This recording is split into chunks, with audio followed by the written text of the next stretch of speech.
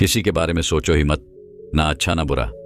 बस खुद को बेहतर बनाने में लग जाओ। खुद को कैसे बदलना है, इस विषय पर हम आज एक रोचक कहानी आपको सुनाएंगे। तो चलिए शुरुआत करते हैं। बहुत समय पहले की बात है।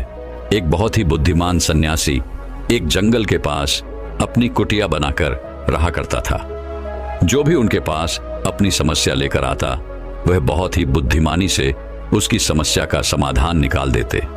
एक दिन वह वहीं पास के ही एक गांव में भिक्षाटन के लिए गए। जब वो भिक्षा मांगकर वापस लौट रहे थे तो रास्ते में उन्हें एक युवा व्यक्ति ने रोक लिया और कहा, मैंने सुना है कि आप किसी भी समस्या को बड़ी बुद्धिमानी से सुलझा देते हैं। हालांकि मुझे तो ज्यादा विश्वास नहीं कि आप मेरी इस जटिल समस्या को सुलझा पाएंगे, लेकिन मैंने लोगों से आपकी बुद्धिमानी के बहुत से किस्से सुन रखे हैं। इसलिए मैं आपसे एक बात जानना चाहता हूं कि हमें किसी भी काम में असफलता की घबराहट क्यों होती है और हम अपने किसी भी लक्ष्य को असफलता के घबराहट के बिना कैसे प्राप्त कर सकते हैं। युवा व्यक्ति का यह प्रश्न सुन बौद्ध सन्यासी मुस्कुराए और बोले, मैं तुम्हारे इस प्रश्न का उत्तर जरूर दूंगा और उसके बाद से तुम्हारी सारी घबराहट भी खत्म हो जाएगी। लेकिन उससे पहले तुम्हें मेरे साथ मेरी कुटिया तक चलना होगा। वह युवा लड़का उस सन्यासी की बुद्धिमत्ता को परखना चाहता था, इसीलिए वह कुटिया तक जाने के लिए तैयार हो गया। इसके बाद वह बौद्ध सन्यासी उस लड़के को अपने जंगल के पास बनी कुटिया में लेकर आए, लेकिन तब तक शाम हो चुकी थी, इसीलिए वह भोजन करके सो गए। अगले दिन जब वह उठे तो बुद्धिमान सन्यासी ने उस लड़के से कहा, चलो आज मैं तुम्हें जंगल की सैर करा के लाता हूं। और वह दोनों जंगल की तरफ निकल पड़े। कुछ देर बाद बुद्धिमान सन्यासी ने उस लड़के को एक गुफा दिखाई और कहा, चलो मैं तुम्हें उस गुफा की सैर कराता हूं। लड़के ने कहा, हाँ चलिए, मुझे भी जंगल की गुफा देखने की काफी दिनों से इच्छा थी। इसके बाद वे दोनों गुफा के अंदर चले गए। गुफा के अंदर काफी अंधेरा था, लेकिन थोड़ी देर बाद बौद्ध सन्यासी चुपके से गुफा से बाहर निकल आए और उस गुफा के द्वार को बाहर से बंद कर दिया। उस लड़के ने गुफा के भीतर से बहुत आवाज दी कि मुनिवर कहाँ हैं आप, कहाँ चले गए, मुझे जवाब क्यों नहीं दे रहे। लेकिन बहुत देर तक कोई जवाब न मिलने के बाद वह घबरा गया और घबराकर गुफा के द्वार की तरफ भागा। जैसे ही वह गुफा की प्रवेश द्वार पर पहुंचा, वह हैरान रह गया। यह क्या, यहां तो किसी ने गुफा के द्वार को बाहर से बंद कर दिया है। अब मैं बाहर कैसे निकलूंगा। अब वह अकेले अकेले उस अंधेरी गुफा में काफी भयभीत और परेशान हो गया। वह सोचने लगा कि कहीं उस सन्यासी ने उसे मारने की योजना तो नहीं बनाई थी। अब वह गुफा में इधर उधर घूमकर बाहर निकलने का रास्ता ढूंढने लगा। वह गुफा में काफी देर तक इधर उधर भटकता रहा, लेकिन उसे बाहर निकलने का कोई रास्ता नहीं मिला। अब उसे जोरों की प्यास और भूख भी लग रही थी, इसीलिए वह शांत होकर एक जगह बैठ गया। तभी उसे एक सुरंग से सूर्य की रोशनी आती हुई दिखाई दी और उस रोशनी आने वाली सुरंग तक पहुंचना बहुत ही कठिन था, क्योंकि चारों तरफ बस अंधेरा ही अंधेरा था और वह सुरंग भी काफी ऊंचाई पर थी। पर फिर भी वह तुरंत उठा और अपनी सारी भूख प्यास को भूलकर अपना सारा ध्यान उस गुफा से बाहर निकलने पर लगा दिया। काफी मेहनत और प्रयास करने के बाद वह उस सूर्य की रोशनी आने वाली सुरंग तक पहुंच गया और कुछ दूर तक उस सुरंग में ही ऊपर चढ़ता गया। तभी अचानक उसे वह सन्यासी हाथ आगे बढ़ाता हुआ दिखाई दिया। वह लड़का झट से उस सन्यासी का हाथ पकड़कर बाहर आ गया और बाहर निकलते ही उस सन्यासी को गुस्से से चिल्लाकर कहा, मुनिवर आप पागल हो गए हैं। आप मुझे अंधेरी गुफा में अकेले छोड़कर आ गए। आपको पता है मैं कितना भयभीत हो गया था और मुझे कितने जोरों की प्यास लगी है। उस सन्यासी ने मुस्कुराते हुए उसे पानी दिया और कहा, अब मेरी बातों को ध्यान से सुनना। तुम इस गुफा के बाहर सिर्फ 2 कारणों की वजह से निकल पाए जिसने तुम्हें इस गुफा से बाहर निकलने के लिए मजबूर किया। पहला कारण, क्योंकि तुम्हें जोरों की प्यास और भूख लगी थी, और दूसरा कारण, तुम्हें वहां घुटन महसूस हो रही थी, क्योंकि तुम्हें मित्रों और परिवार वालों के साथ रहने की आदत पड़ चुकी है। अब मैं तुम्हें 2 मुख्य कारण बताता हूं जिसकी वजह से तुम इस गुफा से बाहर निकल पाए। पहला कारण, क्योंकि तुम्हारे साथ वहां यह कहने के लिए लोग नहीं थे कि इतने अंधेरे में इतनी ऊंचाई पर तुम उस सुरंग तक कैसे पहुंच पाओगे, ये तो असंभव है। और दूसरा कारण, वहां यह कहने के लिए भी लोग नहीं थे कि चलो कोई दूसरा रास्ता देखते हैं, इससे भी आसान रास्ता मिल जाएगा और हम बहुत आसानी से इसको फिर से बाहर निकल जाएंगे। सफलता प्राप्त करने का नियम भी कुछ ऐसा ही है। ये तो मैंने तुम्हें सफलता कैसे प्राप्त करी इसकी एक छोटी सी दुनिया बनाकर दिखाई है, और वास्तविक दुनिया इससे कहीं अधिक जटिल होती है। वहां हमें सलाह देने के लिए बहुत से फालतू लोग मिल जाते हैं जो खुद तो कुछ कर नहीं पाए, लेकिन हमें ज्ञान देंगे कि यह मत करो, यह बहुत कठिन है, यह तुमसे ना हो पाएगा, इससे अच्छा तो तुम वह काम कर लो, उसमें तुम्हें निश्चित रूप से सफलता मिल जाएगी। और ऐसे ही वह हमारे दिमाग को भटका कर चले जाते हैं और हमें खुद पर संदेह होने लगता है। सफलता ना मिलने का एक बड़ा कारण यह भी है कि सफलता प्राप्त करने की प्रक्रिया बहुत लंबी होती है, और यहाँ जब हमारा मन घंटों घंटों में बदल जाता है तो फिर लक्ष्य प्राप्ति के महीनों और सालों के प्रयास में ही हमारा मन क्यों नहीं बदलेगा। हमारा मन बदल ही जाता है और हम उस रास्ते को छोड़कर अलग अलग राष्ट्रीय अपनाने लगते हैं। गौतम बुद्ध अक्सर अपने शिष्यों से कहा करते थे कि परेशानियां हमें तभी दिखती हैं जब हमारा ध्यान हमारे लक्ष्य पर नहीं होता, और यह बात 100% सही है। जैसे जब एक तीरंदाज तीर मारने वाला होता है तो वह अपनी एक आंख को बंद कर लेता है और दूसरी आंख से सिर्फ लक्ष्य को देखता है, तब जाकर वह अपने लक्ष्य को भेद पाता है। ठीक इसी प्रकार हमें सफलता का डर तभी लगता है जब हमारा ध्यान अपने लक्ष्य पर न होकर रास्ते पर आने वाली कठिनाइयों पर होता है। तुम इस गुफा से बाहर इसीलिए निकल पाए क्योंकि तुम्हें गुफा के अंदर सुरंग से आने वाली रोशनी के अलावा और कुछ दिखाई नहीं पड़ रहा था। अगर उस गुफा के अंदर प्रकाश होता तो तुम वहां के बड़े बड़े गड्ढों और कीड़े मकोड़ों को देखकर डर जाते और वहीं भटकते रह जाते। इसीलिए अपना सारा ध्यान केवल अपने लक्ष्य पर टिकाए रखो और आसपास क्या हो रहा है, लोग क्या बोल रहे हैं, उस पर ध्यान देना बंद कर दो। तुम्हारे मित्र और रिश्तेदार क्या कर रहे हैं, उन्हें सफलता मिली कि नहीं, यह सब देखना बंद कर दो और केवल खुद के काम पर ध्यान दो। फिर देखना कि जब तुम्हारा समय आएगा तो लोग खड़े होकर तुम्हारे लिए तालियां बजाएंगे। और इतना कहकर वह बुद्धिमान सन्यासी मौन हो गए। उस युवा लड़के ने कहा, मुनिवर, आपने तो आज मेरी आंखें ही खोल दी। आपने कही हर एक बात में ही मुझे बुद्धिमानी नजर आई। आप सच में बहुत बुद्धिमान हैं, इसीलिए सभी आपको बुद्धिमानी का लोहा मानते हैं। मैं आपको वचन देता हूं कि आज से मैं मेरे मन को कभी भी असफलता के डर से नहीं सताऊंगा। मैं अपना पूरा ध्यान सिर्फ अपने काम पर लगाऊंगा और जल्दी ही एक सफल व्यक्ति बनकर दिखाऊंगा। इतना कहकर उस लड़के ने बुद्धिमान सन्यासी का धन्यवाद किया और वापस अपने गांव चला गया। तो दोस्तों, चलिए इसके बाद कि इससे भी अच्छी कहानी की शुरुआत करते हैं। पुराने समय की बात है। नगर में रहने वाला सबल नाम का एक लड़का अपनी जिंदगी से बहुत निराश था। उसकी निराशा का कारण यह था कि वह अब तक कुछ भी नहीं कर रहा था। उसके माँ बाप उसे ताने मारते कि तेरे सारे मित्र कुछ ना कुछ कर रहे हैं, लेकिन तू अभी भी घर में ही बैठा हुआ है। मित्रों के बीच भी अक्सर उसका मजाक ही बनता। वह कहीं जाता तो लोग उससे पूछते कि क्या कर रहे हो। उसे यह बताने में बड़ी शर्म आती कि अभी वह कुछ भी नहीं कर रहा। धीरे धीरे उसने रिश्तेदारों के यहाँ जाना और लोगों से मिलना जुलना कम कर दिया। वह ज्यादातर समय अपने घर में ही बैठा रहता। वह अकेले में रोता, भगवान को कोसता और अपनी किस्मत को दोष देता। अब उसे अपनी जिंदगी बोझ सी लगने लगी थी। कभी कभी वह सोचता कि जब वे कुछ करने के लायक ही नहीं हैं, तो फिर उसके जिंदा रहने का भी क्या फायदा, उसे तो मर जाना चाहिए। एक दिन वह अपने नगर की एक सड़क से गुजर रहा था। तभी उसने देखा कि एक गुरु दुख के ऊपर प्रवचन दे रहे हैं। वह भी वहीं भीड़ में पीछे बैठ गया और गुरु के प्रवचन सुनने लगा। गुरु बोल रहे थे कि दुख एक गुरु की भांति होता है जो हमें जीवन की सच्चाई दिखाता है और हमें सही से जीवन जीने का तरीका सिखाता है।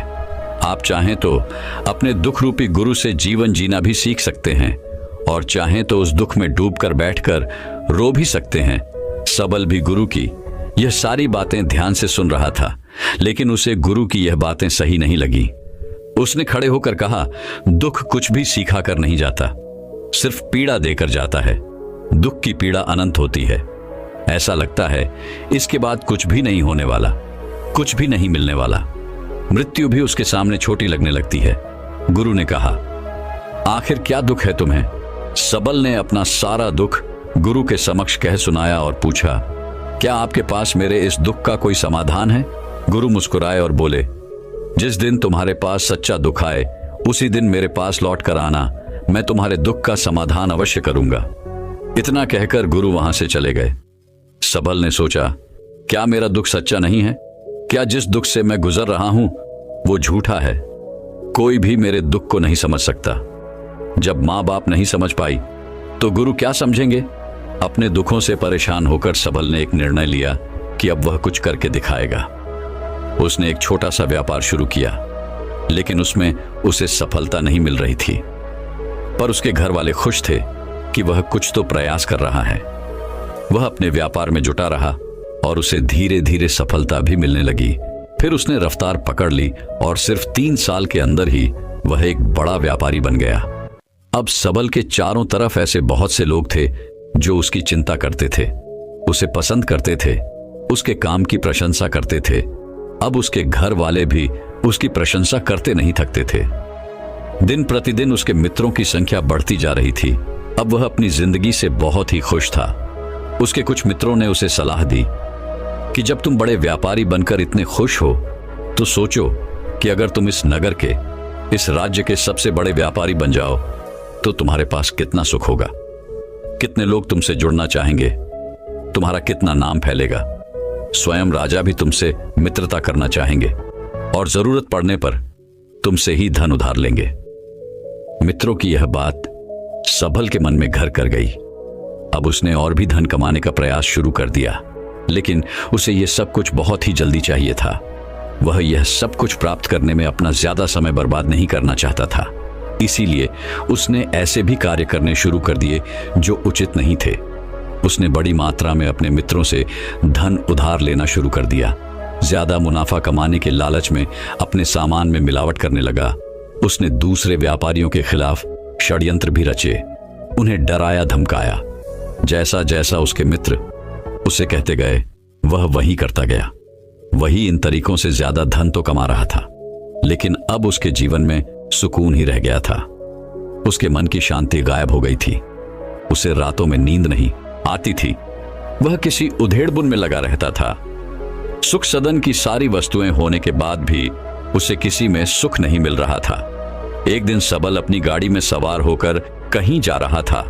तभी रास्ते में उसे गुरु का आश्रम दिखा। वह रुक गया। वह गुरु के पास जाकर बोला, गुरुदेव, आपने कहा था कि जब तुम्हारे जीवन में सच्चा दुख आए तब मेरे पास आना। अब मैं बहुत दुखी हूं। मेरे रातों की नींद गायब हो गई है। मुझे कहीं सुकून नहीं मिल रहा। इस तरीके से सबल ने अपनी सारी समस्या गुरु के सामने कह सुनाई। गुरु ने कहा, जब तुम मुझसे पहली बार मिले थे तब भी तुम किसी दुख में थे। तुमने उस दुख से क्या सीखा? सबल ने कहा, मैंने सीखा कि सिर्फ सोचने और चिंता करने से कुछ नहीं होता। अपनी सोच को सच करने के लिए कर्म करना पड़ता है, और सिर्फ कर्म करने से भी कुछ नहीं होता। अपने कर्म को अंतिम पड़ाव तक ले जाना भी आवश्यक होता है। चाहे रास्ते में कितनी ही मुश्किलें आए, मन कितना ही निराश हो, कितना ही लगे कि अब आगे कुछ भी नहीं होने वाला, तब भी यह मानकर चलो कि मैं जो भी कर रहा हूं उसमें सफल अवश्य होऊंगा। लोग सिर्फ सफल व्यक्ति को ही सम्मान देते हैं। फिर चाहे कोई कितना ही अच्छा क्यों ना हो, वह लोगों की नजरों में बोझ ही होता है। यह सब सुन गुरु मुस्कुराए और बोले, यह असली दुख नहीं है। जब तुम्हारे जीवन में असली दुख आए तब मेरे पास आना, मैं उसका समाधान अवश्य करूंगा। सबल ने जाते समय गुरु को सोने के सिक्कों से भरा एक घड़ा भेंट किया। घड़ा देखकर गुरु ने कहा, यह मेरे किसी काम का नहीं, इसे उस पेड़ के नीचे गड्ढा खोद कर दफना दो। सबल ने गुरु के कहे अनुसार घड़े को पेड़ के नीचे दफना दिया और वहां से चला गया। कुछ दिनों तक तो व्यापार अच्छी तरक्की कर रहा था, लेकिन गलत व्यापार की वजह से ही धीरे धीरे उस व्यापार में घाटा होने लगा। उसकी सारी धन संपदा धीरे धीरे खत्म होने लगी और एक दिन ऐसा आया जब उसके पास कुछ भी नहीं बचा और वह कर्जे से भर चुका था। लेकिन वह निश्चिंत था क्योंकि उसने सारा कर्ज अपने मित्रों से ही लिया था। वह सोचता था कि उसके मित्र बुरे समय में उसका साथ देंगे, लेकिन ऐसा कुछ भी नहीं हुआ। बुरा समय आते ही मित्रों ने ही सबसे पहले अपना उधार मांगना शुरू किया और उधार वापस न करने पर जान से मारने की धमकी भी दी। उसके शुभ चिंतक, उसे चाहने वाले सब उससे दूर हो गए। उसके वो मित्र जो उसके साथ मौज मस्ती किया करते थे, अब उससे दूर भागने लगे। उसके परिवार वाले उसे उसकी गलतियां और कमियां गिनाने लगे। उसकी सारी संपत्ति नीलाम हो गई और उसके पास कुछ भी नहीं बचा। उसने अपने पिता से सहायता मांगी तो पिता ने कहा, मेरे पास यह थोड़ी सी ही संपत्ति है, अगर मैं यह भी तुम्हें दे दूंगा तो तुम्हारी मां को कहां रखूंगा? यह संपत्ति ही हमारा आखिरी सहारा है। सबल के भीतर बहुत गहरा दुख था। उसके आसपास ऐसा कोई भी नहीं था जो उसके दुख को समझ सके, उसे संभाल सके। लोगों से मिले इस धोखे और विश्वासघात की वजह से ही वह अंदर तक टूट गया। उसे लगने लगा, अब जीने का क्या मतलब? अब तो मृत्यु ही एकमात्र सहारा है। वह आत्महत्या करने एक पहाड़ी की तरफ जा रहा था कि तभी उसे याद आया, गुरु ने कहा था, जब तुम्हारे जीवन में असली दुख आए तब मेरे पास आना। सबल गुरु के पास गया और अपना सारा दुख कह सुनाया। वह आंखों में आंसू भरकर बोला, मेरे इस दुख का समाधान कीजिए गुरुदेव। गुरु ने कहा, जब तुम्हारे जीवन में असली दुख आए तब मेरे पास आना, मैं उसका समाधान अवश्य करूंगा। सबल ने कहा, अभी जो मेरे जीवन में घट रहा है वह दुख नहीं है। आखिर असली दुख होता क्या है गुरुदेव? गुरु ने कहा, सबसे पहले तुम यह बताओ कि तुमने अपने इस दुख से क्या सीखा? सबल ने कहा, मैंने सीखा कि जो लोग हमारी सफलता, हमारी तरक्की की वजह से हमारे जीवन में आए हैं, वह हमें धोखा अवश्य देंगे, क्योंकि वह बुरे समय में हमारे साथ खड़े नहीं होंगे। वह केवल अच्छे समय में हमारा फायदा उठाएंगे और बुरे समय में छोड़कर चले जाएंगे। भरोसा केवल उन्हीं लोगों पर करना चाहिए जो हमारे बुरे समय में, असफलता के समय में हमारे साथ खड़े रहते हैं। लेकिन ऐसे लोग बहुत ही कम होते हैं, पर जिसके पास होते हैं उन्हें उनकी कद्र करनी चाहिए, उनका अपमान नहीं करना चाहिए। मैंने यह भी सीखा कि कभी किसी के खिलाफ षड्यंत्र नहीं करना चाहिए। ईमानदारी और धैर्य के साथ अपना काम करना चाहिए और कभी लालच नहीं करनी चाहिए। अपना सारा दुख और अनुभव बताने के बाद सबल आंखों में आंसू भरकर गुरु के सामने बैठा रहा।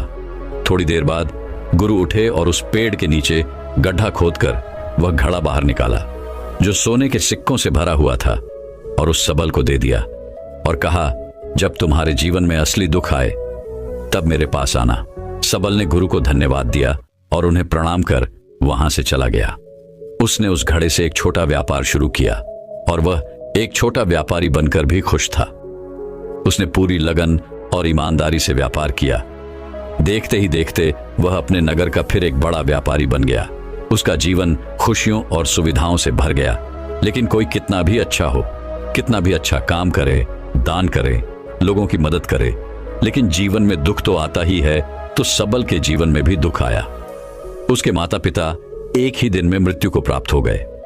सबल अपने माता पिता से बहुत प्रेम करता था, इसलिए उसे उनकी मृत्यु से बहुत गहरा आघात पहुंचा।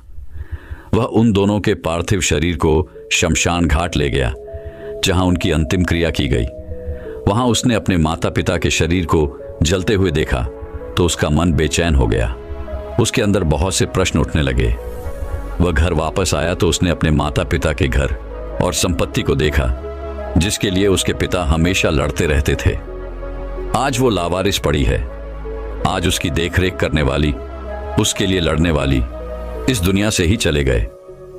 उसके पिता ने जो भी कमाया था, जो भी बनाया था, वह सब यही रह गया था।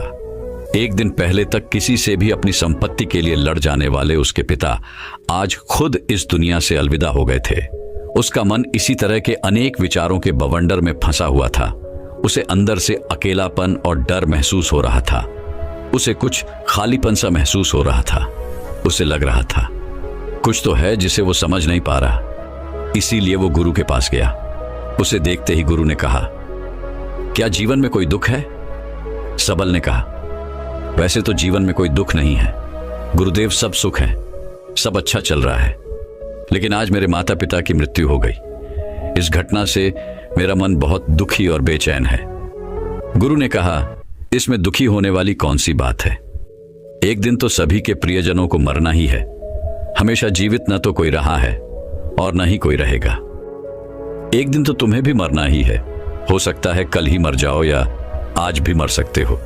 सबल ने कहा, यह आप क्या कह रहे हैं गुरुदेव कि मैं भी मर जाऊंगा? पर मैं तो अभी जवान हूं, गुरु ने कहा, इस भ्रम में तो सभी जी रहे हैं कि मृत्यु दूसरों को आती है, बूढ़ों को आती है, लेकिन बूढ़ों के सामने ही जवान मर जाते हैं, बच्चे मर जाते हैं। मृत्यु का किसी की उम्र से कोई संबंध नहीं, यह तो सबको अपना शिकार बना लेती है। गुरु की यह बातें सबल के मन में घर कर गई और वह चुपचाप वहां से चला गया। लेकिन उसका मन अभी बेचैन था, अब भी अशांत था। वह कुछ खालीपन सा महसूस कर रहा था। वह पूरे दिन अपने बारे में ही सोचता रहता कि वह कौन है, इस दुनिया में क्यों आया है, क्या सिर्फ चीजों का प्रयोग करना और मरना ही जीवन का लक्ष्य है। ऐसे ही बहुत से प्रश्न उसके मन में लगातार उठ रहे थे, लेकिन उसे अपने किसी भी प्रश्न का उत्तर नहीं मिल पा रहा था और उसका दुख दिन प्रतिदिन बढ़ता जा रहा था। इसीलिए कुछ दिनों बाद वह फिर गुरु के पास पहुंचा और बोला, गुरुदेव, मैं बहुत दुखी हूं क्योंकि मैं यह नहीं जान पा रहा कि मैं कौन हूं और इस दुनिया में क्यों आया हूं। यह सुन गुरु मुस्कुराए और बोले, आज पहली बार तुम्हारे जीवन में सच्चा दुख पैदा हुआ है। वास्तव में यही है जो दुख कहलाने के लायक है कि हमें पता नहीं कि हम कौन हैं, क्यों आए हैं, क्या करना है, कैसे करना है। सबल ने कहा, गुरुदेव, मेरे इस दुख का समाधान कीजिए। गुरु ने कहा, हम सभी इंसान जीवन भर क्या इकट्ठा करते रहते हैं। सबल ने कहा, हम सभी इंसान जीवन भर धन, संपत्ति, मान सम्मान, परिवार, मित्र, पद, प्रतिष्ठा इत्यादि इकट्ठा करते रहते हैं। गुरु ने कहा, क्या इन इकट्ठा की हुई सभी चीजों में से एक भी चीज हम अपने साथ ले जा सकते हैं? सबल ने कहा, नहीं गुरुदेव, इनमें से कुछ भी साथ नहीं जाता। मेरे माता पिता के साथ भी कुछ नहीं गया, सब तो यही छूट गया, घर, परिवार, संपत्ति, सब कुछ। गुरु ने कहा, अब मेरी बातों को ध्यान से सुनना। इस दुनिया में हमें जो इकट्ठा करना चाहिए वो तो हम कभी इकट्ठा करते ही नहीं। चीजें हमारे सामने ही होती हैं, लेकिन हम उन्हें देखने का प्रयास ही नहीं करते। इस दुनिया में हमें जिस चीज को इकट्ठा करना है वह हम खुद हैं। हमें खुद को ही इकट्ठा करना है ताकि जब मृत्यु हो तो हम एक हो सके और स्वयं को पहचान सके हम भीतर से बटे हुए हैं। प्रेम में, नफरत में, क्रोध में, जलन में, क्रूरता में, धन में, संपत्ति में, पद में, प्रतिष्ठा में, मान में, पहचान में, धर्म में, जाति में, ऐसे ही सैकड़ों हजारों चीजों और वासनाओं में हम बटे हुए हैं। हम टुकड़ों में जीवन जी रहे हैं। इस बंटवारे की वजह से हमारी चेतना कभी एक नहीं हो पाती। हमारी चेतना शक्ति बिखर गई है, इसलिए हमारे पास इतना भी समय नहीं है, इतनी भी ऊर्जा नहीं है कि हम मुड़कर एक बार अपने भीतर देख सकें। वास्तव में जिस धन की कमी, सुविधाओं की कमी, मान सम्मान की कमी को लोग दुख समझते हैं और जीवन भर उसे दुख दुख बोलकर रोते रहते हैं और उनका समाधान खोजने का प्रयास करते रहते हैं, उन्हें उसका समाधान कभी मिलेगा ही नहीं, क्योंकि जिन्हें लोग दुख कहते हैं वो असली दुख है ही नहीं। वो तो सिर्फ इंसान की चाहत है, उसकी इच्छा है जिसकी पूर्ति कभी नहीं की जा सकती। इसीलिए यहां व्यक्ति को ऐसे दुखों का कभी समाधान मिला ही नहीं। इसीलिए इन सब के ऊपर अगर अपने दुखों का परम समाधान चाहिए तो सबसे पहले अपने आप को इकट्ठा करो, अपनी ऊर्जा को इस संसार से वापस खींचो और एकत्रित करो।